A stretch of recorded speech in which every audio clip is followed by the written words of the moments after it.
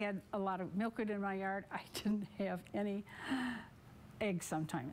So he set this cage over a couple of milkweed plants, caught a female butterfly. He said, I think probably she's found a boyfriend. He didn't know for sure. He put her in the cage and left it in there from 11 in the morning until 7 at night.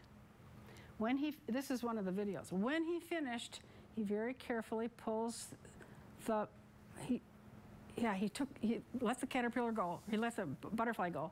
He pulled the cage up and found some eggs on his milkweed that had been covered with this cage.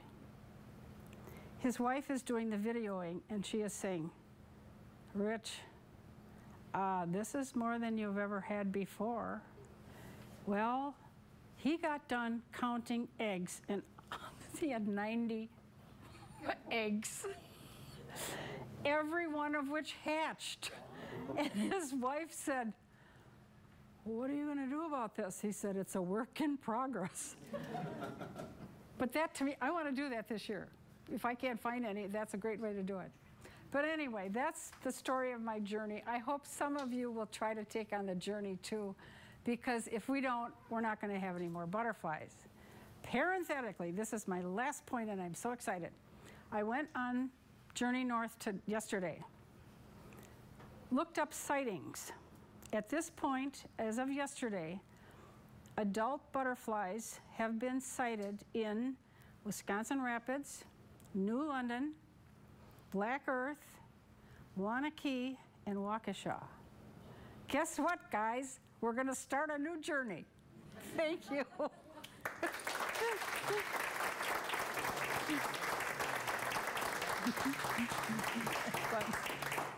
Thank you for watching Wisconsin Public Television. Now let us know what you think about the program you've just watched or any of our programs by calling 800-253-1158 or by emailing us at comments@wpt.org. Wisconsin Public Television belongs to you. Thanks for letting us know what you think. This winter, it's a season of the unexpected. From a queen facing revolution. I'm not going to run away. My destiny is to rule this country. To surprising revelations. Those are your people, man. Yeah, that's awesome. From the struggles of a legendary performer. He said, these people are going to love me as an entertainer no matter how much they hate me as a black. To amazing appraisals and locations. All this and more this season. On Wisconsin Public Television. Yep. It's time to think spring with the Garden and Landscape Expo. Hi, I'm Dan Small, and I hope you'll join me for this year's Garden and Landscape Expo, where we'll get a first look at new trends for our yards and outdoor spaces. Visit us online now to plan your Garden and Landscape Expo. Head to the Alliant Energy Center in Madison, February 8th through the 10th for the Wisconsin Public Television Garden and Landscape Expo. It's time to think spring. You're watching the Wisconsin Channel from Wisconsin Public Television.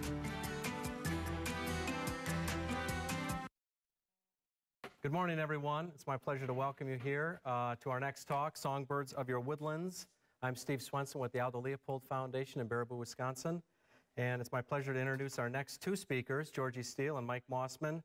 Georgie is a wildlife biologist and a natural resources planner with the Wisconsin DNR and serves as the important bird areas and southern forest coordinator for the Wisconsin Bird Conservation Initiative.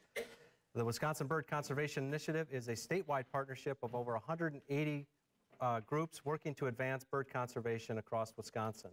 She has worked on bird conservation and forest management issues in the driftless for the past 10 years. Mike Mossman is a newly retired DNR ecologist who has studied the effects of forest management and land use on birds, amphibians, and small mammals. He often works with landowners and land managers and has a special interest in the relationship between human history, landscapes, and wildlife populations. Mike lives on a retired farm near where he grew up in the Baraboo Hills. And on a more personal note, I know both of them very well through our own important bird area around Leopold Shack called the Leopold Pine Island Important Bird Area. And Mike and Georgie have been extremely influential in helping us make the most of that land. So with that, I welcome Mike.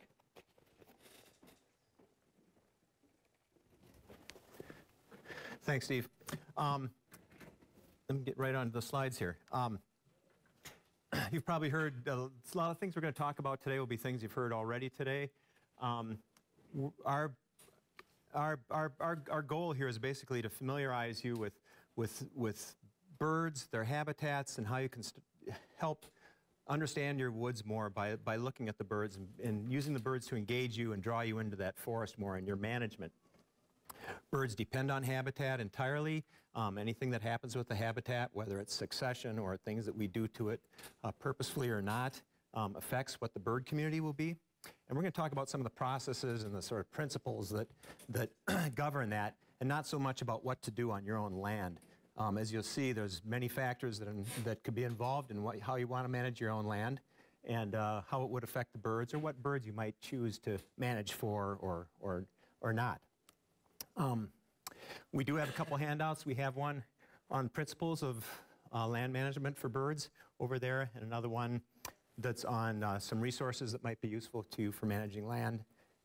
And a third one that's a little bit more technical on birds of different sorts of habitats in the driftless area. So there's a great richness of birds in the driftless area, and a lot of them really need help, conservation help. Their populations are declining, and for many of those species, the driftless area is one of the best places in the world to manage for them. So we're going to focus a little bit more on those. But when we talk about birds, we're also really talking about whole plant-animal communities, and the birds can kind of represent those. We know a lot about bird biology, about the effects of management on birds, but we also know that you know, what's good for a particular bird is good for a whole suite of other species, where it's really talking about plants, small mammals, or insects. And so we've, in our selection of birds to talk about and to emphasize, those are birds that generally represent entire communities. So just keep that in mind. Here's the principles I mentioned, and I'm not going to go through those now, but our slideshow will follow those. And again, they're in that handout, and there is a kind of a little explanation for each of these. The primary, kind of most important point is birds respond to habitat. And birds within a forest, birds sort of assume different niches or niches in the forest. And this is an example of this. If you just look at within a particular stream gorge in the Baraboo Hills, for example, where I did studies for my master's long ago, looking at flycatchers. So this is one group of birds, one family of birds. They look a lot alike. They feed a lot alike. They perch on a limb, fly out, grab an insect, come back, or fly up to a leaf, fly in next to the leaf and grab an insect and come back to their perch. So very similar ecology in a lot of ways, but certain woods have different species than other woods would have. And here's just sort of a schematic representation. First of all, there's a difference in the heights that they feed at. You can see the crested flycatcher is the largest of the flycatchers, tends to feed up above the canopy or in big openings in the canopy. They're sort of adapted to, because they're the biggest, they fly the farthest, get the biggest insects. They're more adapted to openings, and I guess because of that, they nest in cavities, so they're likely to occur in places where there's dead trees. Eastern peewee is the next largest, and a species that tends to feed in this layer, lower layer of the canopy. Then you have least flycatcher and Acadian flycatchers feeding and nesting at successively lower levels, and the phoebe, which is more generalized, but is always limited by nest site, so it's always near a cliff or a building. If you look at the kind of structures that favor each species, you can see here, let's assume these are oak trees here. It's fairly open canopy, some space between the canopies, some light coming down. The peewee loves these lower oak canopies where there's space between the branches where they can forage and build their nests on a sort of a horizontal oak limb. That's the typical place for them. And actually their nest looks like they decorate it with lichens. It looks like a knob on a white oak limb. In this case, the understory that's responding to this gap here is low. Still creates a lot of feeding space for the peewee. If you get to a situation where it's a little more farther along in succession from the disturbance or whatever, or the fire that has allowed this canopy opening to be there, and some of these trees grow up higher, you get these saplings invading that space, peewees tend to either disappear or just get lower density. And least flycatchers love those spaces in the sapling layer. So that's where you get the least flycatchers. Acadian flycatchers occur more on the right there, where you see the hemlock maple type canopy, full canopy, almost no vegetation on the ground, and some scattered witch hazel shrubs or sugar maple saplings that they nest in. And so, you know, these birds, you can find a woods that has all these birds, if it has all those kind of variety of structures. And the phoebe has because it's so limited to its nesting site, it really doesn't have very many requirements for what sort of a canopy there is. There'll be where there's full canopy, there'll be where there's open canopy, but they pretty much need that nest site. So that's what limits them. Some of these habitat niches that the birds take, they can be broad or they can be very narrow, according to the species. In Wisconsin, the black-capped chickadee would be an example of a bird that has a very broad niche. Just about any wooded or semi-wooded habitat will have chickadees. Whereas something like on the other end of the spectrum, the yellow-throated warbler on the left, which occurs in Wisconsin only in a few sites like the Baraboo Hills and Wyalusing area, where there's mature oaks with super canopy white pines. Some species respond to specific, specific characteristics of the habitat. Woodpeckers or cavity nesters are one such, where they're talking about pileated woodpecker that needs these large trees to nest and feed in, or the prothonotary warbler down in the lower right that lives only in floodplain forests and nests only in broken off snags that are either in the water or right next to the water. Or on the left, the winter wren, which occurs especially in old growth forests where the large trees have fallen over, and it needs those large trees to nest in, and that's where they feed in those kind of complicated understory of stilt roots and fallen large trees. Some species will respond to kind of like general habitat structure, and two examples here. This is in northern Wisconsin, but we have same sorts of structures here. In the upper left, an old pine stump with a sugar maple forest that's grown up in an even age structure all at the same time. Very simple forest. You have kind of a small set of species living in there because the structure is so simple, but the red-eyed vireo does fine.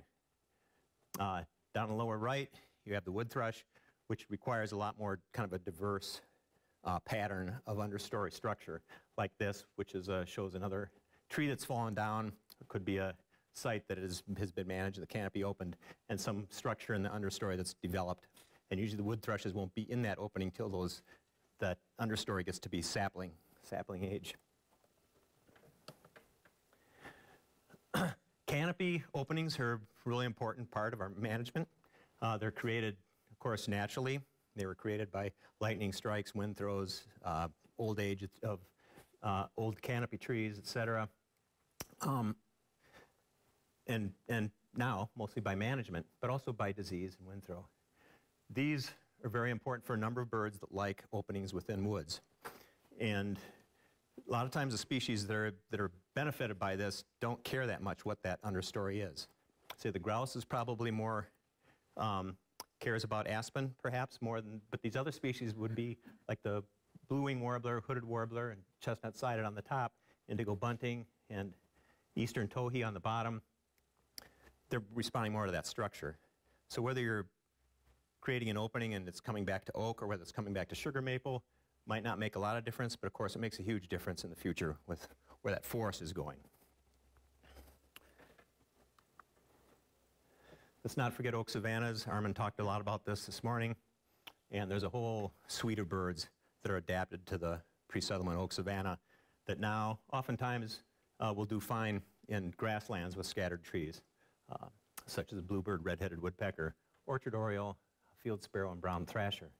Let's not forget that some places that we might be able to convert into forest also have a special place for a lot of these birds and other wildlife. A rare community worldwide. But oaks in general are a really important component of the forest, whether we're talking savanna or woodland or oak forest. Here we have an example of a site in the upper left that is succeeding to maple woods, a site on the lower right, which is oak woodland managed by cutting and burning.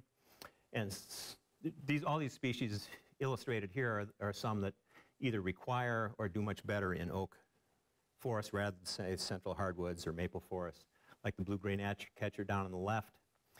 Feeding during the pulse of, during migration, during that pulse of catkins emerging. They love, like a lot of warblers, a lot of migrant songbirds, their migrations are pretty much timed to that emergence of catkins and all the caterpillar and larvae and eggs and so on that are associated with those.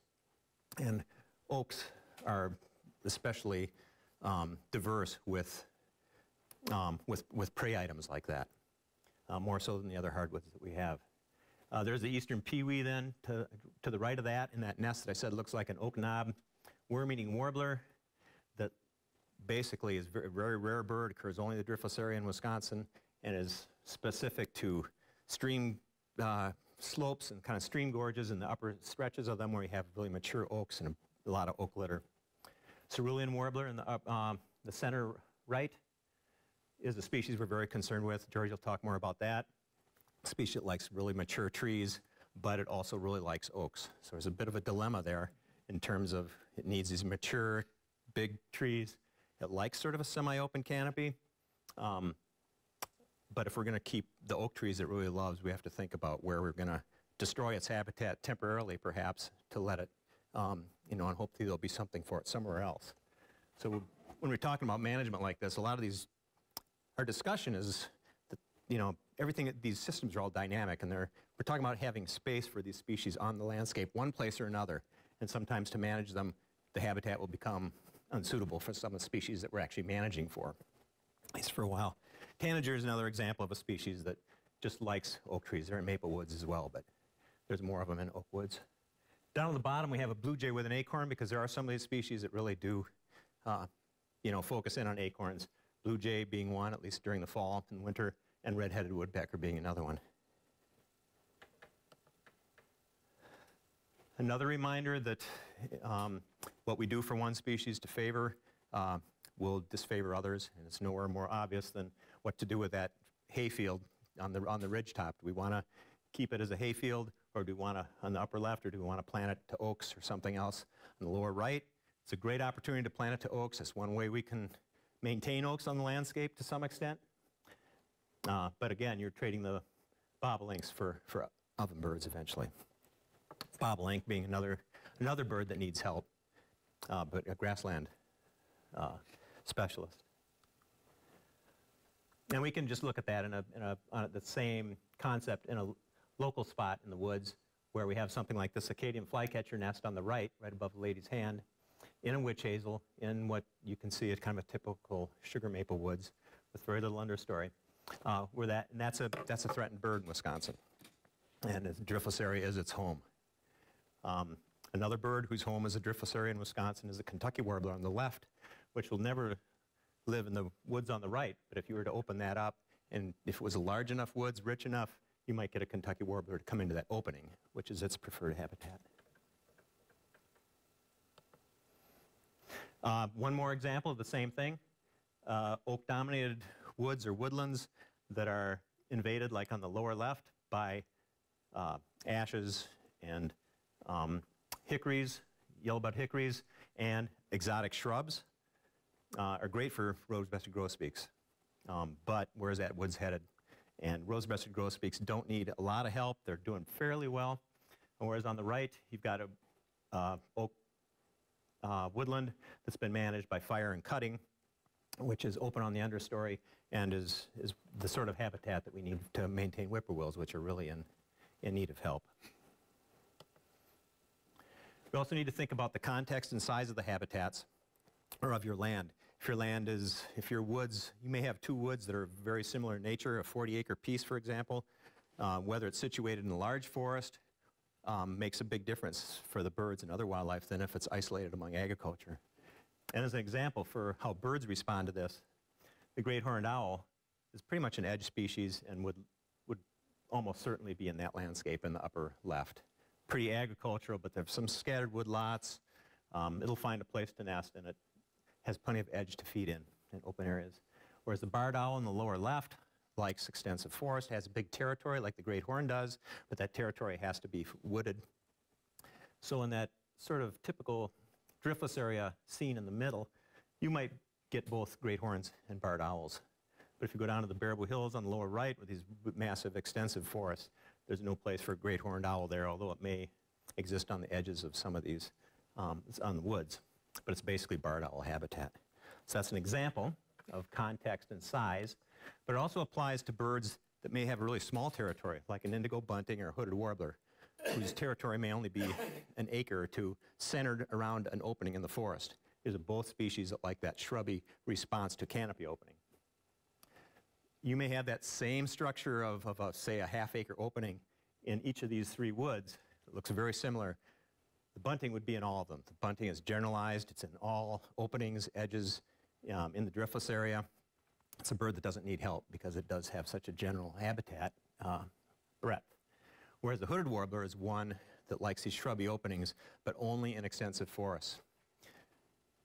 Even though, again, its territory doesn't go much beyond that opening. So up in the upper left, you'd never have a hooded warbler. That center landscape, maybe. In that lower right hand, almost every opening of a quarter acre or more with scattered with semi-thick shrubs in them in the Baraboo Hills will have a hooded warbler in it. So I'm going to leave it up to Georgie next.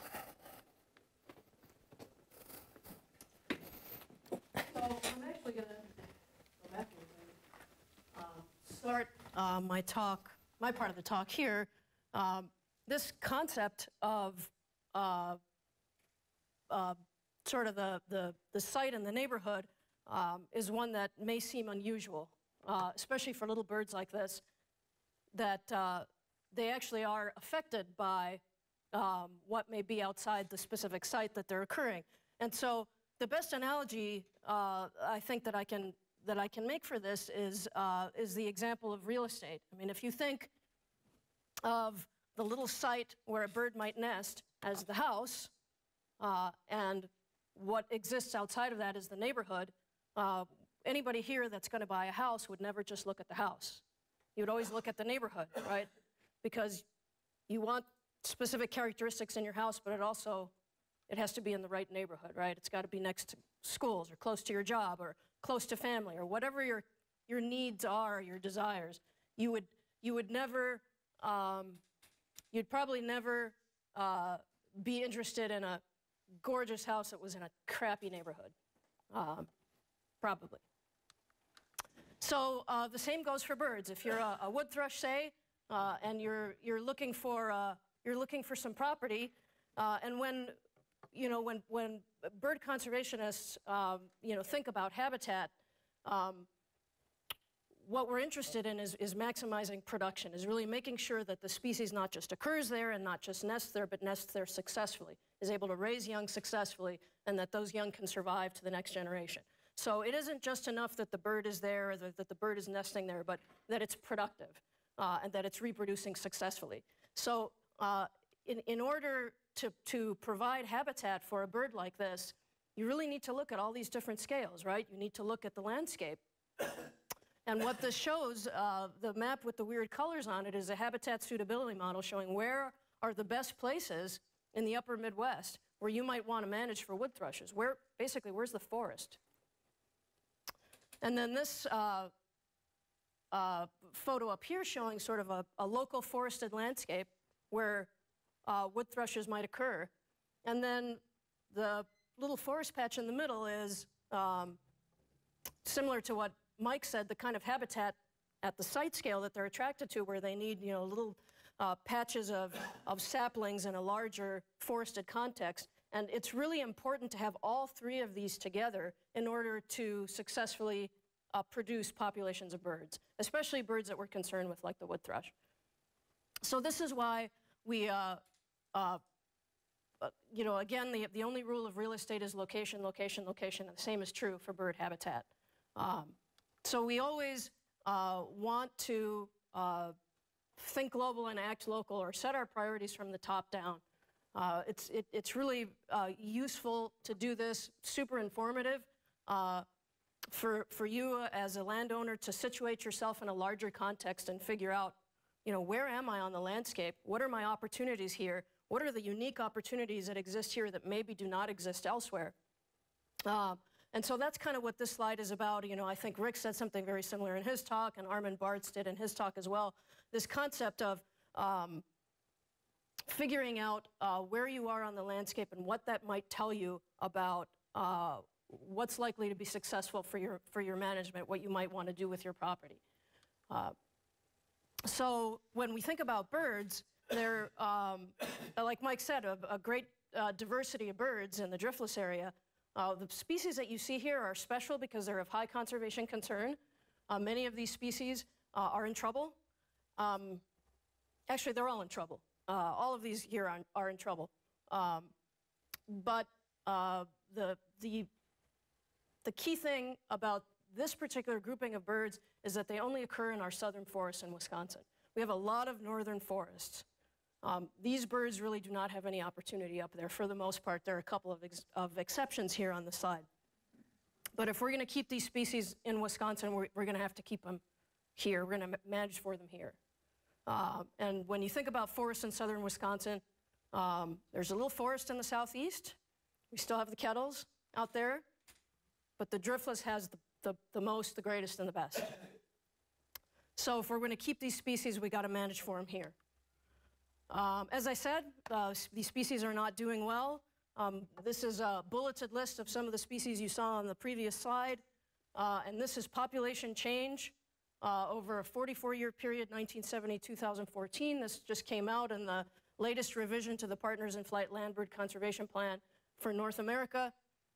This is the proportion of the global population of each of these species that's been lost in that time. Some pretty shocking numbers, ranging from 25% for Kentucky warbler, 67% for whippoorwill, 73% for cerulean warbler. So that's a tremendous amount of the population that's been lost. So this is why we're concerned with these species. And so, getting back to understanding where we are on the landscape, we've got this map of the driftless area. It is a 4-state area, but Wisconsin has the most of the driftless area. We also have the biggest, best, and most connected chunks of forest that are remaining in the driftless area. And so we have the best opportunity. We also have the highest responsibility. I also want to make the point, just getting back to Mike's ridgetop field example with the bobolink versus the ovenbird, the driftless also has a lot of great grassland opportunity. Most of that is down here in this part, where there are really some very extensive wide open landscapes, working landscapes primarily, that are great for grassland birds. And so there's where you see the difference is in terms of situating yourself on a landscape and thinking, gosh, what are the opportunities? If I'm down here in the southwest grasslands, I mean, that's really should be pointing you in the direction of, gosh, savanna, prairie, or maybe a nice little woodland and a draw. Whereas if you're up here, maybe primarily sort of north of the Wisconsin River, that's really a great forested landscape. And so, that's how you can use sort of landscape context to help you make decisions and figure out, what you might want to do on your property for birds. Another thing to realize is that birds' needs change throughout their life cycle. Up here in the north, we get them during the breeding season, but if you notice in the red, that's just a very, very short period of time in the yearly life cycle of a bird. It is a very important time in their life, of course. They're breeding, they're producing young, this is the next generation. But of course, most of these birds do not stay here. They come, they breed, they raise their young, and they leave.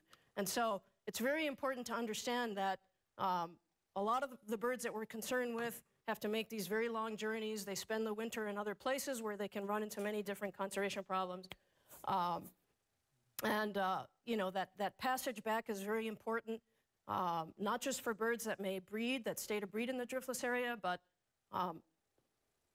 think of all of those, neotropical warblers that pass through the driftless area, and they don't nest here. They nest in northern Wisconsin and Minnesota and Canada, but as they're passing through, and Mike mentioned this, the food resource that oaks represent in the spring for these birds is extremely important. It's important for the birds that stay to breed here. It's also important for the birds that are passing through that are making, in many cases, just fantastic journeys. You know, one-night migrations across the Gulf of Mexico. Then they get to the coast and they got to cross the corn and soybean desert to get up here, or they're coming across the Great Lakes. And so these birds are wanting to reach their breeding grounds in as best condition as they possibly can. As soon as they get there, they got to defend a territory, and attract a mate, and raise young. And so that food resource that they encounter here as they're moving through is very, very critically important. And so the prospect of losing oaks on the landscape is frightening. It really has conservation implications, again, not just for the birds that breed here, but for all of our birds that pass through here and require that food resource in the spring.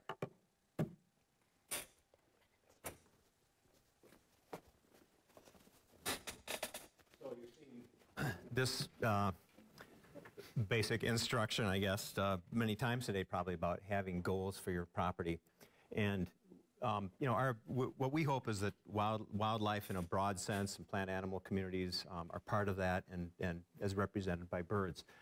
But it's very important when we're asking people to think about birds in managing their property that partnerships are really essential, and multiple goals. I mean, to have clear goals, but to have management that's going to fulfill as many of your goals that you might have as possible. For us to ask someone to, or even on our own property, to manage it specifically for birds is not going to happen. I mean, that has to fit in with the finances. It's got to fit in with other things that you want for your property. And so this is where it's really important to sit down with someone that can help you and figure out, you know, do some reading, get to know the birds, get out there and see what's out there, get together with people that can help you plan. And try to make goals that are going to work. And then, you know, if you're managing with goals, no matter what your goals are, this is sort of what you know, makes sense to follow this sort of a cycle of planning, implementing your management, going out there, monitoring it, using whatever you want, whatever is important to you and useful as a gauge for the success of your management, and then adapting. And if you're monitoring birds or other plants and animals, it really helps draw you into the land. It helps you understand more of the complexities, not just what you're monitoring, but the other things that you learn along the way. And there's help for this if you're interested in learning how to do it and interpreting it. Oops. Also remember that in our goals aren't necessarily for an end result. You know, all these woodlands and landscapes in the driftless area are dynamic, so your goals should be for a process as much as for an end result. And I just use this as an example of savanna restoration, of all the phases that a piece of land might go through from a oak woods there up on the upper left, and you want it to get to that center piece where it's a savanna or woodland. You know, it has to go through all these what may look like horrible expressions of land change. You may be cutting down entire pine plantations, like in the lower left, burning, cutting. And actually all these phases have benefits for birds. I mean, there's a lot of cool birds that'll exist in just about every phase of this. And if your end goal is a savanna, know that that's going to be there for a while. Who knows how long it's going to last, what storm is going to come knock it down, something. Yeah, always be ready for change and embrace that change as best you can. There's also things that happen that are just basically beyond your control around your landscape. You may be in a site where you're fairly isolated. Your woodlot may be fairly isolated. Well, maybe over the next 20 or 30 years, we start getting more abandoned fields growing up to woods around you. It changes your options, makes it more, maybe you can bring in more woodland-loving wildlife as a result of that on your piece. Or the opposite. If the woods start disappearing around you or changing in some way with time, you may want to adjust your goals to fit into that. Finances, you know, the economy of you know, the region, they all make an influence. And so our goals need to be adaptable. But still, a goal is something that you want to adhere to as best you can. You know, this in the lower right is an example of Baraboo Hills openings up on top of the bluffs, which would have been formerly forested and savanna, but it had been turned all to agriculture in the 1800s. Well, this field in the lower left, that guy died. And you can see the, I don't know if you can see the shrub encroachment that's happening there, the woody encroachment. That's going to be a woods eventually, which is going to change the value for grassland birds for the neighbors. And it also will improve the forest capacity of the woods right around where that field is now. So last thing to leave you with, I guess, is just that appreciating birds, using them as a way to draw yourself into the land and see the effects of your management. Birds are a really good way to watch the effects of management or of non-management, whatever happens on the landscape or doesn't happen. So we encourage you to give that a shot. And as an example, right at the end, we want to give you two woods that were managed sort of using these principles in part, but in different landscapes with different goals and how they both had desired effects, but quite different ones. We're going to compare the John Nielsen tract. Some of you know him, a former DNR forester. His 200 acres is in a really heavily forested area of Richland County. The Mossman-Hartman tract that I own with my wife is at the edge of the Baraboo Hills, but in an area that was naturally prairie and savanna, a much more open landscape. We developed different goals. We have slightly different histories on these tracts, but kind of different potential that we're trying to meet. On our tract, it was, as I mentioned, savanna, marsh, and prairie. History of pasturing everywhere, of course, and some cropland. And our goal was savanna ecosystem restoration and some forest products. We're limited to what we can get in forest products there. It's not very conducive to it. Steep slopes, not real fertile soils, and some of it's wet and a lot of it's rocky. The Nielsen tract, that 240 acres, was pre-settlement maple oak forest, and the history was high grading, so a lot of forestry that John wanted to sort of recover the woods from, as well as pasture and cropland. His goal was more forest-oriented. He wants sustainable forestry, wood products, and wildlife. So we've worked with John on his plans and monitoring his property, and his goal basically is, he's not really concerned with grassland birds. He wants some deer, turkey. He wants good forest, good productive forest. That's, I think, kind of his main thing. And so his fields are being planted to oaks. That's a big oak plantation. We just overplanted, seeded acorns and got way above the deer browse right away. And that field will be an oak forest before too long. Lower left, he's letting some of his, representing sort of central hardwoods, he's letting some of his oak woods go, or what would have been oak woods, to central hardwoods, just in places where it's going to be too hard to maintain oak, on these north slopes, et cetera. In the center is an area where he is trying to regenerate oaks with more open, more extreme logging and opening it up. And lower right just shows sort of this young forest recovering from the forest, from the high grading in the past. And so also he has to, like on any piece of land, cut and treat invasives is also an important part. You can see the other forestry practices he's done on the list there. Our tract is much more geared towards open habitats, but again, oak is one of the main goals. And so we're burning, we're cutting off cedars, we're cutting out basswoods and mesophytic species. We're leaving almost all the oaks.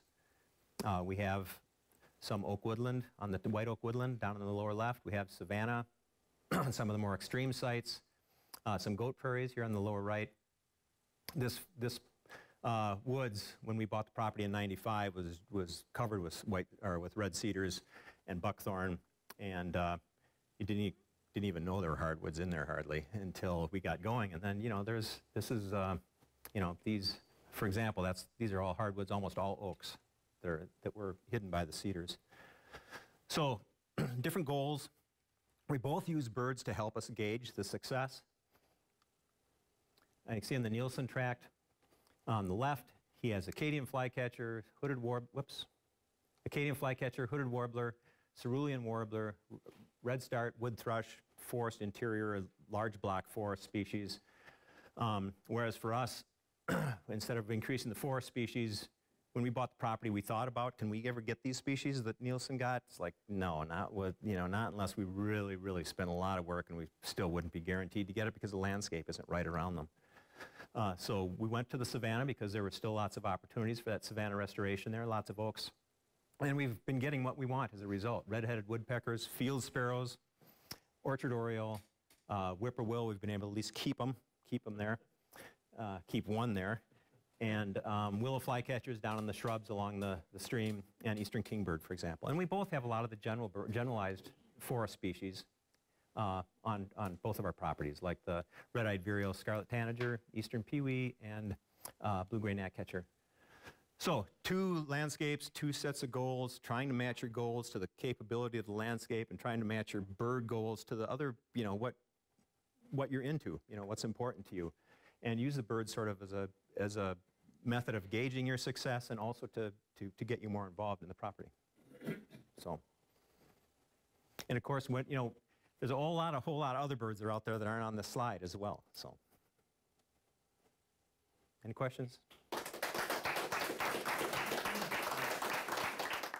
Thank you for watching Wisconsin Public Television. Now let us know what you think about the program you've just watched or any of our programs by calling 800-253-1158 or by emailing us at comments@wpt.org. Wisconsin Public Television belongs to you.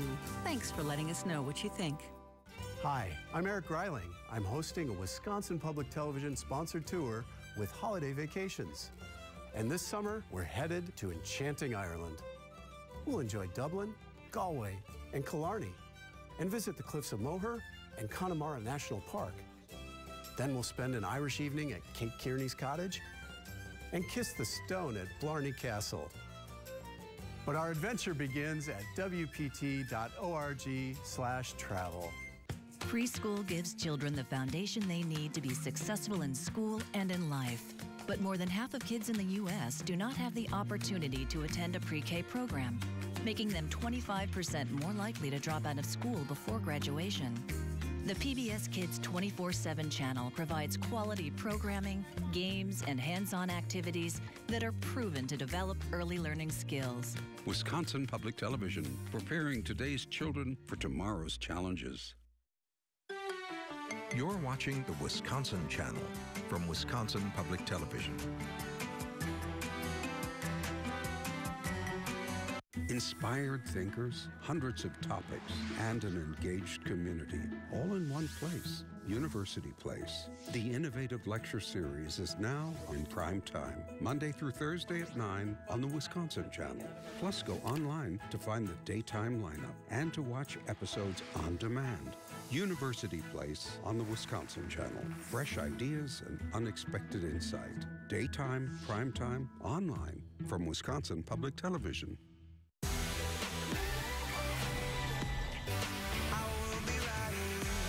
There is a deal to be made there. It comes down to the vote. On this election night, 2 wins in the biggest races. You broke your silence. We move forward. But then you pay the price. When the smoke clears, you and I against the world. That's what you told me. Just a once-in-a-lifetime opportunity for me. We ride the highs and calls for action after the school shooting in Florida. It's hard to say what motivated President Trump to threaten to veto this bill. What are they saying about the use of these weapons? This is wild times with big issues. Coming back to prison is not an option.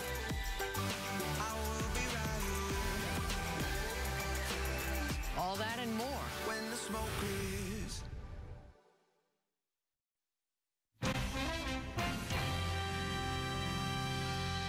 Good evening, I'm Judy Woodruff. On the NewsHour tonight, the punishing cold lingers over the Midwest, with temperatures plunging to record lows normally felt only in the Arctic. Then European nations make a plan to do business with Iran despite President Trump's sanctions. Will this new arrangement keep Iran's nuclear ambitions in check? And a conversation with Chris Christie on his new book, Let Me Finish, chronicling his life and tumultuous experiences working with the Trump campaign. Plus, NFL players can rake in millions of dollars, but careers in the league often last a few years only, making sense of the economics of life after the gridiron. If the average career in the NFL is 3.5 years and the average lifespan is 70-something years, that is a tiny blip on your lifespan. If this is all that you really care about and this is who makes you what you are, then you're going to suffer for a long time in the grand scheme of life. All that and more on tonight's PBS NewsHour.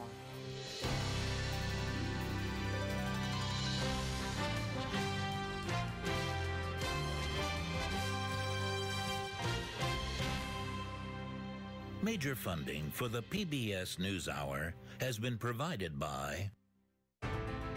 On an American Cruise Line's journey along the Columbia and Snake Rivers, travelers retrace the route forged by Lewis and Clark more than 200 years ago. American Cruise Line's fleet of paddle wheelers travel through American landscapes to historic landmarks, where you can experience local customs and culture. American Cruise Lines, proud sponsor of PBS NewsHour. BNSF Railway. Consumer Cellular. Babbel, a language program that teaches Spanish, French, Italian, German, and more. And by the Alfred P. Sloan Foundation, supporting science, technology, and improved economic performance and financial literacy in the 21st century. Carnegie Corporation of New York, supporting innovations in education, democratic engagement, and the advancement of international peace and security at carnegie.org. And with the ongoing support of these individuals and institutions.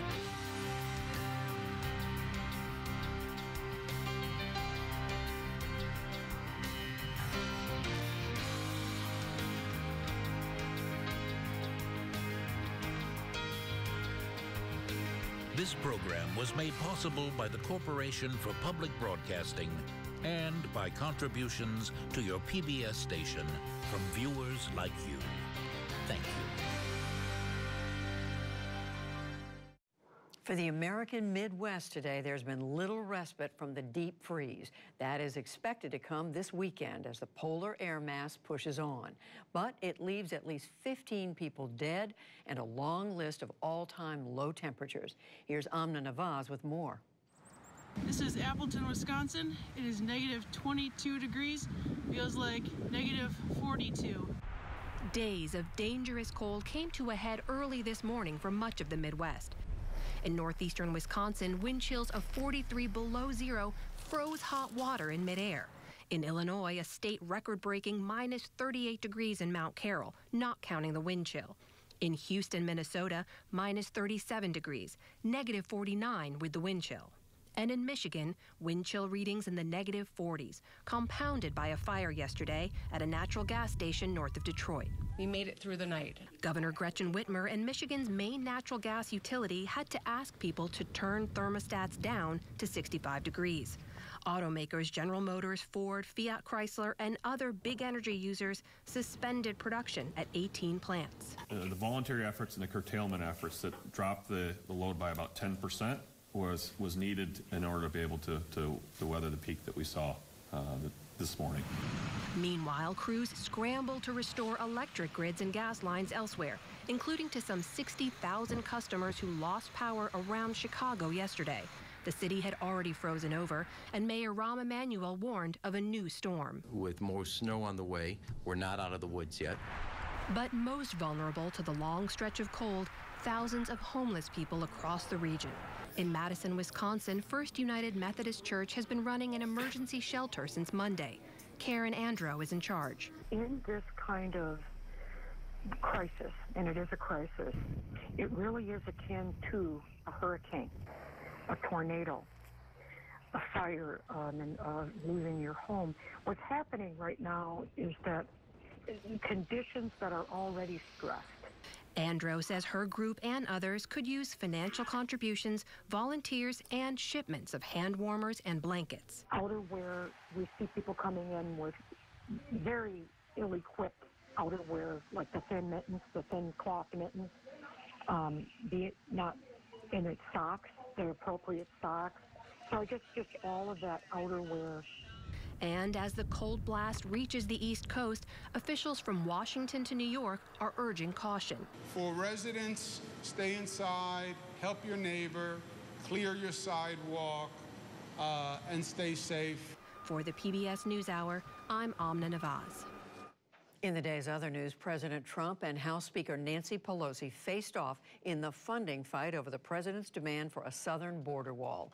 In a tweet storm, Mr. Trump dismissed negotiations that are now underway in Congress, and he warned Republicans on the Homeland Security Committee are wasting their time. Later at a White House event, he vowed to reject any deal that fails to fund a border wall. And if they don't have a wall, I don't even want to waste my time reading what they have, because it's a waste of time. Because the only thing that works for security and safety for our country is a wall. Speaker Pelosi was equally adamant against a border wall, but she did not rule out other types of barriers. There's not going to be any wall money. Normandy fencing would work. Let them have that discussion, because it's all about two things. Cost-benefit analysis.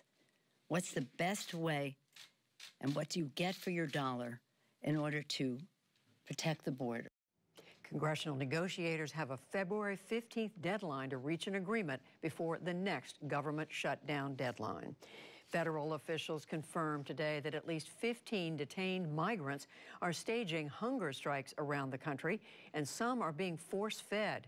Immigration and Customs Enforcement said 6 are being fed through nasal tubes in El Paso, Texas, under court order.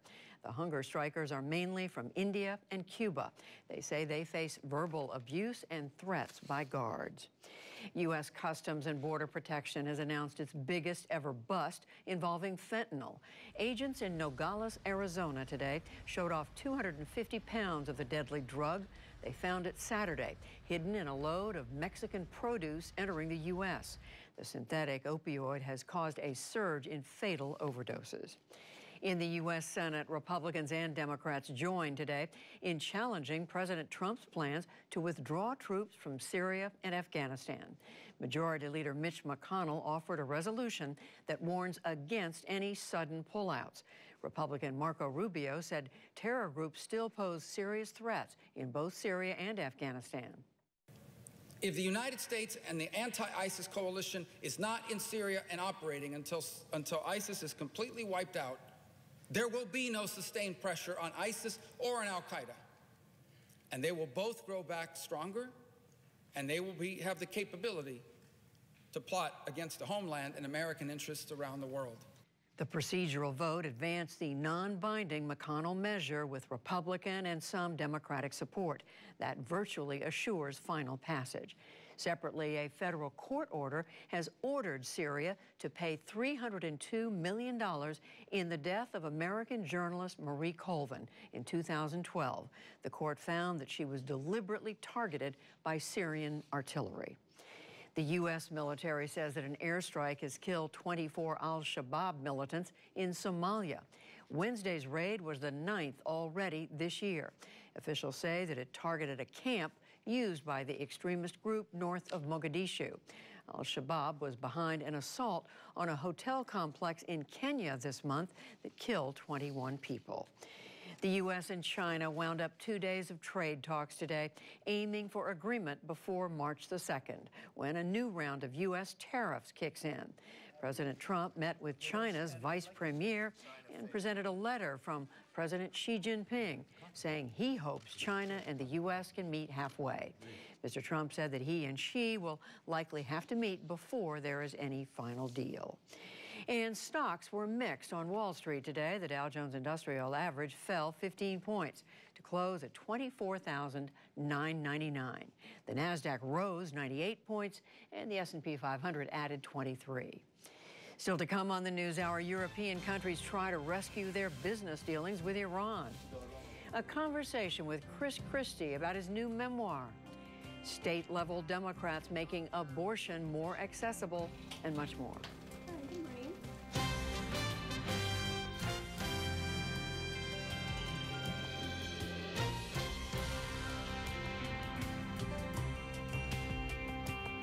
The U.S. and its European allies work together on many issues, but under President Trump, they diverged dramatically over Iran's nuclear program.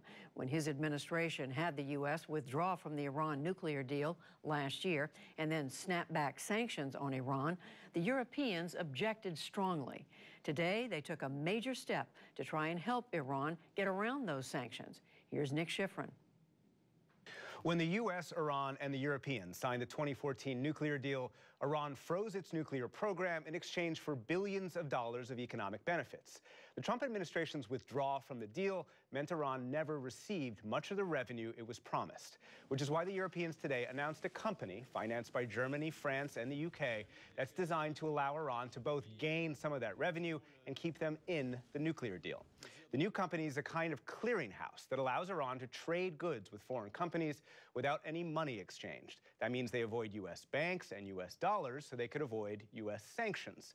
The Europeans say the first goods that Iran will receive include drugs and medical devices, which Iran needs. To talk about this, I'm joined by David O'Sullivan, the European Union ambassador to the U.S. Ambassador, thank you very much. Welcome back to NewsHour. Thank you.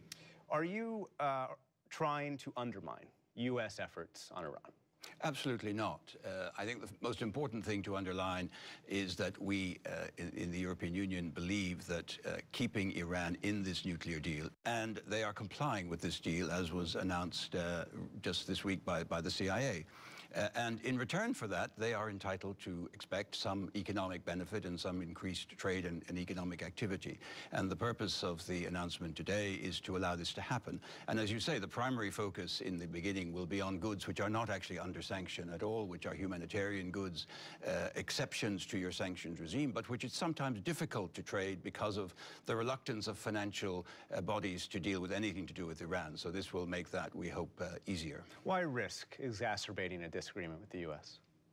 Well, we respect the decision's administration to withdraw from the agreement, but we imagine they also respect the fact that we are still signatories to the agreement and we feel bound by it. And it is also profoundly in Europe's security interest to prevent Iran from developing or obtaining nuclear weapons. But of course, we also share many of the concerns of the administration on other Iranian activities, and indeed just recently announced some additional sanctions in response to some of the terrorist plots which were uncovered in Europe. So we're trying to work with the administration even as we have some disagreements about this precise deal. As you say, the point of this is to try and keep Iran in the deal.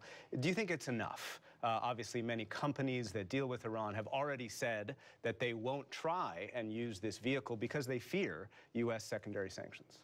Well, at the end of the day, you know, companies will have to decide whether they feel comfortable trading with Iran, and we know that some companies may take the decision not to for fear of the secondary sanctions. But we on the European side are determined to make every effort we can to continue to allow Iran to have the commercial benefit from this deal which was promised. But if the focus is on drugs, then how do you get Iran that economic benefit that you say it needs in order to stay in the deal? Well, I think the focus is on delivering stuff which is already permitted under humanitarian exceptions. But of course, in other ways, we are also continuing to look at ways in which we can improve economic conditions with Iran. There are small and medium-sized European companies who don't necessarily trade heavily with the United States or at all, who may be interested in doing business. Of course, it's challenging. There's no point in pretending it isn't. But we still believe it is very much in our national security interest to preserve this deal and to deliver some of the benefits which Iran is entitled to expect. Let me read a statement from the State Department, or a State Department spokesperson today. Quote, entities that continue to engage in sanctionable activity involving Iran risk severe consequences that could include losing access to the U.S. financial system and the ability to do business with the United States or U.S. companies. Do you fear the U.S. could actually sanction the UK, Germany, or France? I think the U.S. and the European Union are very strong strategic partners. We respect fully the decision of this administration to withdraw from the Iran nuclear deal. We believe they should also respect the fact that the European nations have decided to remain party to this which is sanctioned by UN resolutions. Do you think any of the U.S. pressure on this effort is misplaced? Well, we don't share the administration's analysis, but we understand that they take a different view, and we are friends and allies, but sometimes we take a different view, and that is the case in this instance. It's 2 months to Brexit Day. Is the EU willing to renegotiate the deal as British Prime Minister Theresa May's opponents in Parliament has pushed her to do? I think the answer has been very clear. We believe that the deal as signed or as agreed is the best deal. The so-called backstop, the provision designed to prevent the re-emergence of a hard border between Northern Ireland and the Republic of Ireland, is a fail-safe mechanism. It's an insurance mechanism. It's not the end point we expect to reach. We hope we can achieve the objective of no border.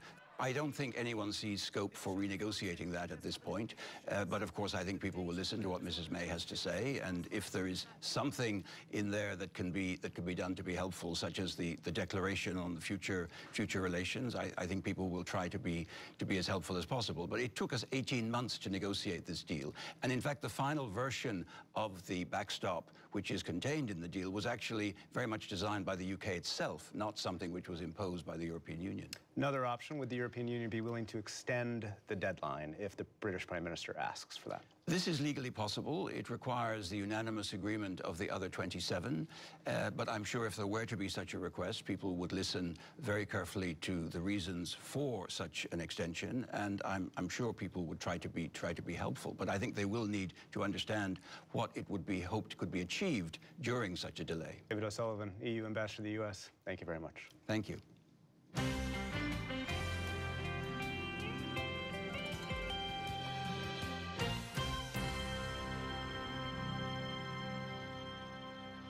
The revolving door of those in President Trump's orbit has sparked a boom in books attempting to offer inside accounts of perhaps the most tumultuous campaign, transition, and presidency in modern American politics. Out this week, Let Me Finish: Trump, the Kushners, Bannon, New Jersey, and the power of in-your-face politics. Its author, former Republican New Jersey Governor Chris Christie. He ran for president in 2016 and then became a vocal supporter of Mr. Trump, and for a time, he oversaw the president-elect's transition team. Governor Christie, welcome to the NewsHour. There's so much ground that you cover in this book, so many stories. There's one anecdote I want to ask you about, though. You say this is a perfect capsule of President Trump. This was the first time you'd been with him. You had dinner with him. It was 2003. Afterwards, a woman comes up who's a fan of his, wants to take a picture. When the camera doesn't work, what happens? What does he do? Well, this was in May of 2002, Judy. We were outside the Jean Georges restaurant, which is in one of Mr. Trump's hotels in New York City. And it was a woman and her husband, obvious tourists, waiting outside the restaurant, pleaded with him for a photo with her husband. And that's before the day when we were all walking around with phones in our pockets on our cell phones. And so no camera. She had a disposable camera, one of those black and yellow Kodak disposables. She keeps hitting the button. It won't go off. You could see that Donald's getting more and more impatient. And he finally just steps away and he said to her, "Sweetheart, let's do this next time we get together." Turned, got into his limousine and left. And the woman, who did not know me at the time at all, turned to me and said, "But we're never going to get back together." And I said, "I think that's the point." And he called me the next day to say, "That was a pretty good line, huh? Got me out of there." And it's just one of a real picture of Donald Trump. Clever and funny, interesting, and also doing whatever he can do to get what he wants. And as you say, he ordered your dinner for you that night. He did. Extraordinary. He ordered me two things, one I was allergic to and one I detested. It was not an auspicious beginning. Governor, you spell out in the book how close you tell your own story, and then you talk about how close you became to him over the years. You had dinner often with your wife, Mary Pat, with President Trump and his wife well before he ran for president. But then you get to 2016, the two of you are running against each other. He comes to New Jersey, and you cite a speech he gave where you say it was full of whoppers and untruths. And you said, "I had no problem with hardball politics, but knowingly lying," you said, "to me, that was over the line. You don't do that to anyone, let alone a friend of long standing." And yet you've gone on to support him. Well, listen, Judy, what happened after that, as you know from reading the book, is that I went after him pretty hard. He did that in the afternoon in South Carolina. I went after him very hard that evening over the line in Iowa. And the next day, he called. And he said, I was angry. I went over the line. It wasn't true. I know it wasn't true. I apologize. And, you know, in my view, when you've had someone who was a friend for 14 years, you understand that in politics sometimes the emotions run high. You had to decide, do you accept the apology or don't you? And based upon 14 years of friendship, I accepted the apology. And the important thing is he never said those things again, either in public or in private. But you worked for him. You worked hard for his election, and he thanked you. He said he would consider you for vice president, didn't choose you, said the same thing about, we understand about Attorney General. They took you off the transition. I mean, why stay with him, when you've had, again, when you've had this kind of close relationship, but no payoff, so to speak, frankly? Well, you know, first of all, I had a job at the time. I was the governor of New Jersey, and so I didn't need a job. And secondly, listen, we have one president at a time, and we have one country. And the fact is that I think my relationship with the president helps him. I think it's good to have friends of old standing available to you to speak to bounce ideas off, to get suggestions from. Let me bring you to today. If you were he, would you be making the issue that he is right now out of a border, a physical barrier at the southern border? Well, listen, I'm not him. What I would tell you, though, is it's very important to him. And the fact is that, you know, he compromised by reopening the government. And now I think it's time for Democrats to think about how they want this to end. My criticism of the president in closing down the government was they had no end game. But you've also said, Governor, that you think that the immigration issue should be settled in a way you said that honors our national heritage. Is the president doing that? Well, listen, I think that's much bigger than just a wall. I think that's total immigration reform, which is what I talked about in my campaign for president, and what I prefer Congress do right now is come up with a total immigration reform package, including border security, that they could send to the president for his consideration. And they could do that if they wanted to, Judy. And part of the problem is that they don't want to do that because it's hard. It's really hard because you're going to offend constituencies no matter which way you turn. But that's why I thought that's why you ran for the job, was to get things done. And I will tell you that on the president, I'm confident that the president would be willing to compromise. In other words, you think he's ready to settle for an agreement that doesn't have money for a wall? No, that's not what I said. He wants $5.7 billion for a wall. And if the Democrats deny him any type of partial compromise for what he wants, then they're going to leave him with no alternative but to take action on his own. That'll wind up in the courts, and that's not good for the country. Moving ahead, if you're President Trump, who do you least want to face as a Democratic challenger? Well, listen, I think first of all, it's impossible to tell, right? Because if you look at this time 4 years ago, the Republican frontrunner was Jeb Bush.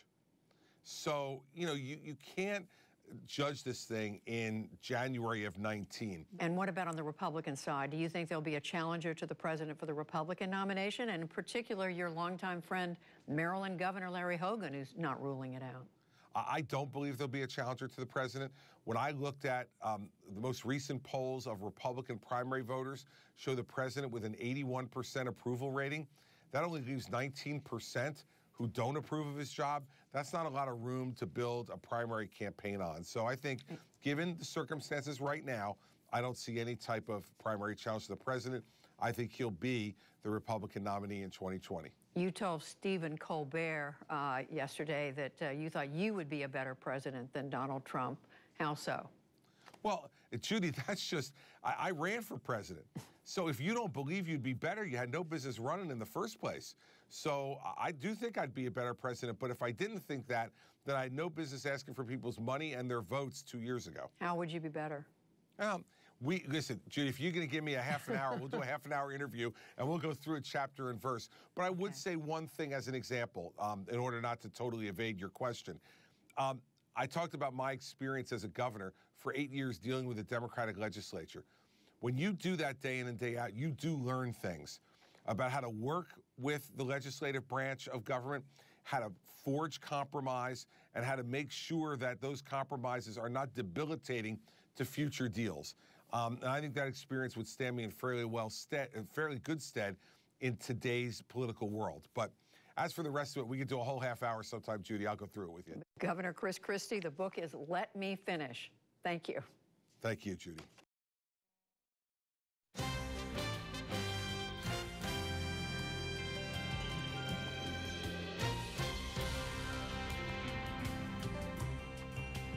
Stay with us. Coming up on the NewsHour, the economics of life after the NFL. How news media layoffs are particularly harmful to local news coverage. Plus, artist and activist Melissa Malzkuhn gives her brief but spectacular take on human connections. But first, proposed legislation in the Virginia House of Delegates has sparked outrage among conservatives nationwide. The bill, sponsored by a Democratic lawmaker, would loosen restrictions on third trimester abortions. And a warning, this story contains mature content that may be uncomfortable for some to hear. Lisa Desjardins reports. You're changing the standard. I'm changing the standard, yes. This one-minute exchange with Virginia Delegate Kathy Tran defending her proposed legislation sparked a firestorm Wednesday. How late in the third trimester could a physician perform an abortion if he indicated it would impair the mental health of the woman? Or physical health. Okay. Okay. I'm talking about the mental health. So, I mean, through the third trimester. The third trimester goes all the way up to 40 weeks. Okay, but to the end of the third trimester, Yep, I don't think we have a limit in the bill. where it's obvious that a woman is about to give birth, would that still be a point at which she could request an abortion if she was so certified? Mr. Chairman, that would be a decision that the doctor, the physician, and the woman would I understand make that. at I'm that asking point. if your bill allows that. My bill would allow that, yes. The bill has since been tabled, but President Trump reacted to Tran's comments in an interview with the Daily Caller, asserting Democrats want to rip babies from wombs and saying it's terrible. But in a radio interview, Virginia Governor Ralph Northam, a Democrat, refuted that, saying this was for rare circumstances. When we talk about third trimester abortions, and it's done in cases where there may be severe deformities, there may be a fetus that's non-viable. So in this particular example, if a mother is in labor, I can tell you exactly what would happen. The infant would be delivered. The infant would be kept comfortable. The infant would be resuscitated if that's what the mother and the family desired. And then a discussion would ensue between the physicians and the mother. National conservatives focused on his last two sentences about resuscitation, and reaction was swift. Senator Marco Rubio equated it to openly supporting legal infanticide. All this underscores abortion battles pushed by both parties in dozens of states, including New York, which just passed a law to ease abortion restrictions, including in the third trimester. Today, Governor Northam said he regretted that his comments had been, quote, mischaracterized. To pick up the conversation from there, I'm joined via Skype by Mary Ziegler. She's a law professor at Florida State University and the author of several books on abortion politics, including After Roe, the lost history of the abortion debate. So, Mary, let's start with this moment right now and what we're seeing in these two states, Democrat-led efforts to broaden out the category, the health of the woman who could be allowed for a third trimester abortion. Can you help us understand how many abortions could that affect in theory, and what are these lawmakers trying to do? Well, the number of abortions affected, especially by the expansion of late-term abortions, will be quite small. So the vast majority of abortions in this country happen in the first trimester. I think what legislators are trying to do in many ways is to prepare for a post-Roe v. Wade or landscape. So it's widely expected that the Supreme Court is going to substantially scale back on abortion rights, if not overturn Roe altogether. And prototypically blue pro-choice states are making sure that policy in those states is welcoming to women in a post-Roe world. Just to help some of our viewers, a reminder that when we're talking about the third trimester of pregnancy, we're talking about 26 weeks into the pregnancy. Can you take us through the science on this? Well, third trimester abortions are complicated. I think the dispute is really about why they're often performed. So abortion rights groups claim, for the most part, that when women have later term abortions, it's either in cases in which a child has a condition incompatible with life, or in which a woman's own health will be substantially impacted if a pregnancy is carried to term. Anti-abortion groups that are skeptical of this claim that many abortion providers would be willing to perform procedures for really any reason at any point in pregnancy. So I think the science is disputed, but so too really are who's performing these procedures on the ground and why. And we don't have enough data on that to really answer it in a definitive way. You know, as the left is trying to expand abortion rights in many of these states, this comes after many years of the right trying to restrict abortion rights in many states, and they also point to science. They talk about when is a fetus not just viable, but conscious? When is it conscious of pain, for example? Can you talk about the science on that end and what we know about human life and its beginnings? Sure. I think part of the challenge is that some of these questions are only partly scientific. So there's not much disagreement, for example, about when, from a genetic standpoint, a human life begins, but what that means from a legal or philosophical standpoint remains pretty contested. When it comes to fetal pain, it's a more straightforward question of when pain is possible, but there the challenge is that pro-life groups and pro-choice groups don't necessarily trust the same sources to answer the question. So pro-choice groups or abortion rights groups have emphasized that the American College of Obstetricians and Gynecologists and medical authorities in the UK have found that fetal pain isn't possible as early in pregnancy as many statutes would provide, and banning abortion at the 20th week. And anti-abortion groups respond that those groups simply are putting political correctness ahead of the truth, and that many of them, in fact, are dominated by pro-choice obstetricians. So it's difficult, I think, in many of these cases to find a common set of facts that everyone in the abortion debate can agree on, much less what those facts should mean in terms of the constitutionality or morality of abortion. Where does this moment fit in how you see the abortion debate? Are we now in for kind of the next run of very heated, difficult battles over this, or where are we?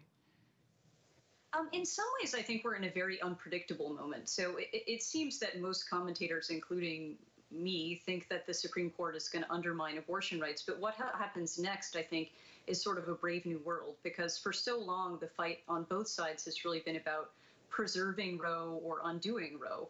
And so if Roe is no longer the law, I think you're going to see a lot more unpredictability in terms of whether states will ban abortion, what they'll mean when they ban abortion. Does that include, for example, IUDs? Will blue states go further than we've seen before in protecting abortion, maybe in funding abortion? I think we don't know really what the future will hold, much beyond the probability that the court will, in fact, transform abortion law and undo Roe. Mary Ziegler, Florida State University, thank you for joining us. Thank you for having me.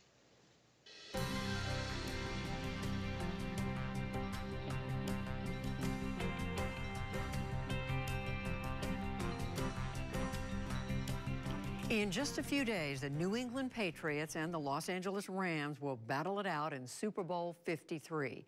For the players on the field, it will be the pinnacle of their pro football careers. But what about life after the NFL? Our economics correspondent Paul Solman talked to former tight end Martellus Bennett about his pursuit of an entirely different career. It's part of our series, Making Sense. I'm weird as shit. I mean, weird as stuff. I mean, no, I'm weird as... I'm very weird. How's that? I'm very, very weird. Martellus Bennett may be the most outspoken professional football player of his generation. He also excelled at tight end for 5 teams, won the 2016 Super Bowl with the New England Patriots, and then, while on a spiritual retreat in Japan, retired at age 31. I don't always answer bird calls, but when I do, they're from Tom Brady and Gronk. But during his 10-year career, Bennett was known as much for candor and wit as winning plays. And he's notably candid about the economics of pro sports. When did you realize that football was a business? Well, one of the moments was when I first had to write a check for taxes. Like, I didn't know what the taxes were, you know what I'm saying? Like, taxes, like, I thought they took that directly out my check. You mean they only withheld, 20% when they're supposed to do another 17%? Now I got to write a tax to this guy I have heard of, but I've never met personally, Uncle Sam. Like, what the hell is going on? You grow up, no one really teaches you about taxes, especially as an athlete. Even in Bennett's middle-class family, finances weren't discussed. But he did learn a lasting economics lesson at age 14 when the high-flying energy company Enron went bust due to corporate malfeasance and put his dad out of a job. I just remember the economically changing in our household, too. My dad comes out, he's a black guy that's an IT. There's 15,000 people all in the same job. For him to try to find a job in that space, you know, not being able to find work for a long period of time. In Houston. In Houston. Right. And at that moment is when I realized I was going to be an entrepreneur in the rest of my life. I never wanted to work for anybody because the circumstances that we went through as a family wasn't because of my dad. It was because of the people at the top of a company that he worked with. 7 years later, Bennett was a high draft pick in the NFL. What was your signing bonus? Was it 2.5 or was it 1.5? Whatever it wasn't enough. You're talking 1.5 or $2.5 million. Yeah, $1 million, yeah. I don't have any of that money from that contract. I don't know where it's at. Don't know where it went to, how it was spent. Like, I was a 20-year-old kid. Didn't really have people around me who managed that amount of money in their lifetime, so like they couldn't really tell me how to manage it as well. What he did with the money was straight out of a kid's fantasy. I cashed a big check, and I got a briefcase, and I like handcuffed myself to the briefcase, and I took it home, and you know I just threw the money in the air, and it's like I'm rich, you know, just throw money in the air, and I laid in it, and I woke up there was like 20s on my face from sweating in the money. Then I put it all back and took it back to the bank. I turned the ceiling fan on too, for the special effects. So that the money was swirling? Yeah. At the fundraisers as a kid, they used to do this thing where you get in this machine and they turn the air on, all this money would fly out. Yeah, I've seen Right? this. And I never really got picked to go in that machine, right? I'm like, damn, like if I could get $20, I was like, I had a plan, I'm gonna do my shirt like this. I know how, like the whole time I'm just, pick me, pick me, pick me, pick me. And all through middle school, I never got picked. Like, you know what I'm saying? I always wanted to be the guy in the money machine. And every time I knew they would come, I would dress appropriately for... With a big apron, you mean? Yeah, like I just had a big plan for getting all the money, you know what I'm saying? And I'm like, why everybody wait for the money to flow? No one gets it off the ground, just sit down and like, they never picked me, right? But then I got drafted and I had all the money and then I created the machine for myself and I was able to get all that money and I felt great about it. At its peak, Bennett's annual pay was over $5 million. But he soon realized that in football, the money only floats for so long. So he began saving, and in 2014, formed a multimedia storytelling company, the Imagination Agency, which grew out of his love for cartoons and sketching them, and his love of books. My goal is to be surrounded by books. Even more books than his literary inspiration. I've never seen so many books in all my life. Belle from Beauty and the Beast. I think it was every reader's dream to have that library. Did your teammates read? No? Why is it funny? I mean, a lot of them, the majority of them, nah. Like, why read? Your world is totally different, so you're not growing your skills. And a lot of times in college and high school, you didn't have to read either, right? You was pushed along because of your talent. Oh, hey, I'm just a dinosaur reading about dinosaurs. But Bennett, who says he majored in eligibility in college, read voraciously on his own, pursued a lifelong interest in art, and began releasing work while still playing, preparing for life after the NFL, the initials, some say, of not for long. If the average career in the NFL is 3.5 years, and the average lifespan is 70-something years, that is a tiny blip on your lifespan. Right. So if this is all that you really care about and this is who makes you what you are, then you're going to suffer for a long time in a grand scheme of life. But, you know, I wanted more. Cupcakes! Even NFL players who do try to diversify away from football, like the recently retired Brian Arakpo and Michael Griffin, usually get into business too late, says Bennett. You got to ride that wave while you have their attention. I always tell guys, like, you have their attention right now. Because once you're out of the league, no one's really going to care. So right now, I'm mapping out those next paintings for those. Since his retirement last year, Bennett has hurtled himself into his work at the Imagination Agency. I'll be the hero of my own story. Hey! Producing an animated series, mobile apps, and children's books about AJ, a character based on his 4-year-old daughter, Austin Jet Rose. A new book will come out in March, a letter of encouragement to black boys. In the black community, we don't really get to experience escapism as kids, right? We don't get to dream of being astronauts and seeing ourselves or kids that look like us in these movies or any, especially sci-fi, you know what I'm saying? We was just happy with Lando and Star Wars, you know what I'm saying? You got a lot of guts coming here. You get to the library, You shuffle through all the books, you're looking through the books, like, dang, like, this book. No characters in these books that look like you. Only 2% of children's books are kids of color. Try some of this, it'll do you good. Consider Roald Dahl, who, under pressure from his agent, uncolorized the lead character of one of Bennett's all-time favorite books, Charlie and the Chocolate Factory. Then it came out that Charlie was, in Roald Dahl's mind, Charlie was black. His estate said that. And I was like, oh, that would, for me to be able, like, as a kid who admired Willy Wonka and to have a kid that looked like me go to the chocolate factory, could you imagine how that would blow my mind? I'd probably be making chocolate right now somewhere. Now, football is still a big part of Bennett's life. He co-hosts a weekly digital show called Mostly Football. His brother, Eagles defensive lineman Michael Bennett, was a guest when we dropped by. When are you going to join me in retirement so we can go out here and take the world by storm? If you're still playing great, it's kind of hard to retire and not play. So, on the eve of the Super Bowl, a final question for the former New England Patriots tight end. So, everybody hates the New England Patriots, except, of course, people who live in the region, right? Yeah. Why, and is it justified? Because everyone has a team they want to root for, and they have all these. Every year, the Cowboys are going to win a Super Bowl, right? Every single year, you know, Baltimore Ravens are going to be a new team. The Steelers are going to go back to the playoffs. Like, the Giants, like, everyone's rooting for this team, and then at the end of the day, who's always there? The Patriots, right? It's like, damn, how do they get to enjoy this moment so often? It's just hard when you constantly have hopes and dreams and always have to watch someone else win. On Sunday, we'll learn if the Patriots dash yet more hopes and dreams, but Martellus Bennett will be trying to cash in on dreams of an entirely different sort. This is economics correspondent and reluctant Patriots fan Paul Salmon reporting from Los Angeles.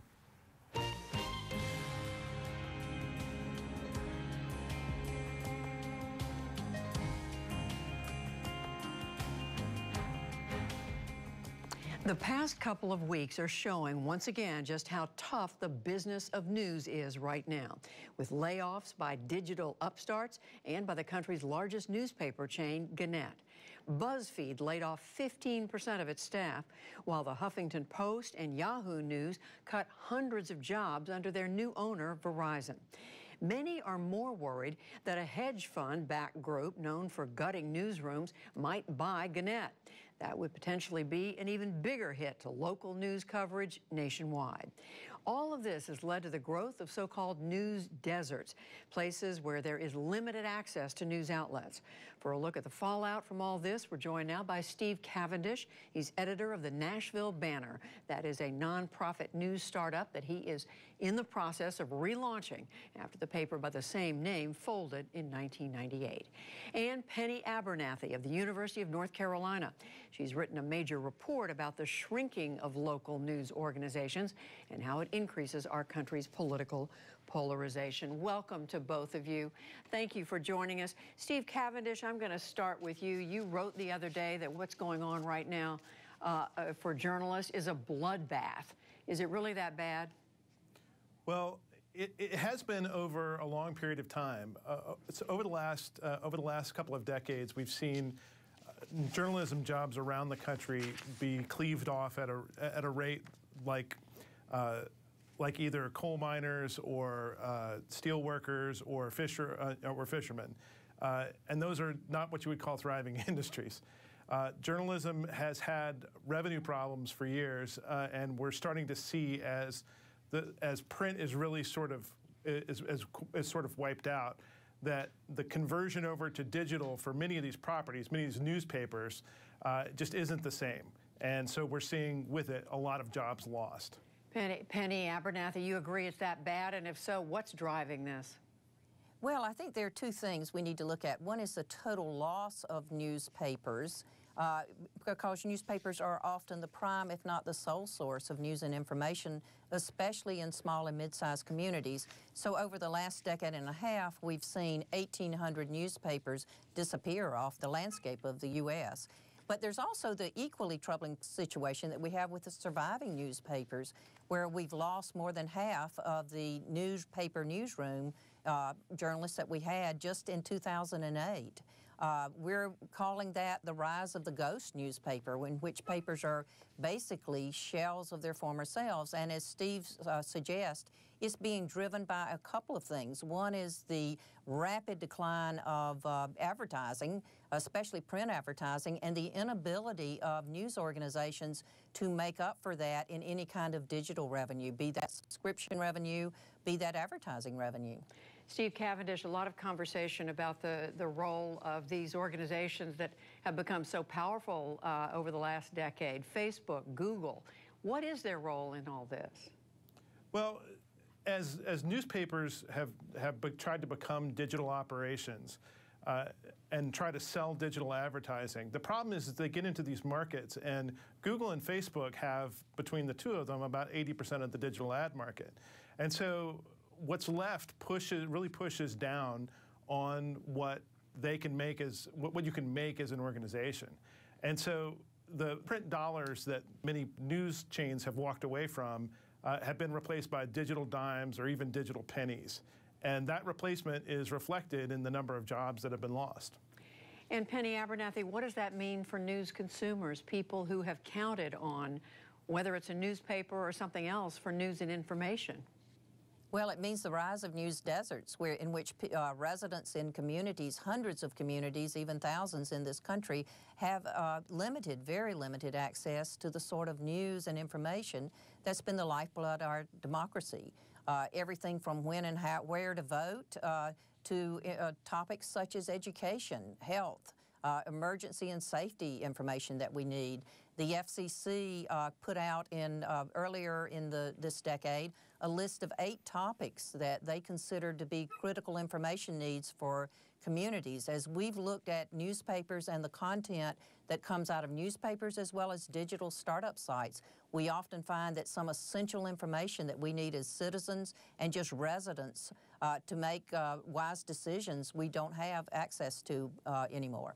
And Steve Cavendish, how do you see that playing out in Tennessee? What are people missing now? Well, so take, for example, the Nashville Banner, which was the afternoon paper here and where I got my start in the early 90s, was sold to the Gannett paper here in town, the Tennessean, and closed. Well, they took about a third of that newsroom and combined it into the Tennessean's staff, so you had about 180 journalists. I mean, that number is now less than 70. And what does that mean? It means that large swaths of what was once covered, of courts, of institutions, of major kind of stories, just don't get covered. And it affects everything from the cover of healthcare, which is a big industry here, to high school sports, to politics. You know, in the last set of elections where we had a Senate and governor's race here back in the fall, you had basically one reporter covering those races each for Gannett owns dailies in three of the 4 biggest markets in Tennessee. And so you're seeing fewer and fewer people covering things. The State House reporting is kind of a crisis across the country. In Tennessee, there were 35 people covering the state legislature and the state government at one time about 3 decades ago. That number is now 10, and really a couple of those are specialists, so you only have 8 people covering a $37 billion state government and the legislature. And we've seen that in state after state. And Penny Abernathy, it's so important for us to highlight this because here in Washington, you look at, say, a presidential news conference and you see a lot of journalists. You don't get the sense, looking at Washington, what's happened around the country. But I want to ask you about something you've pointed out, and that is how all this contributes to the political polarization in the country. How is that happening?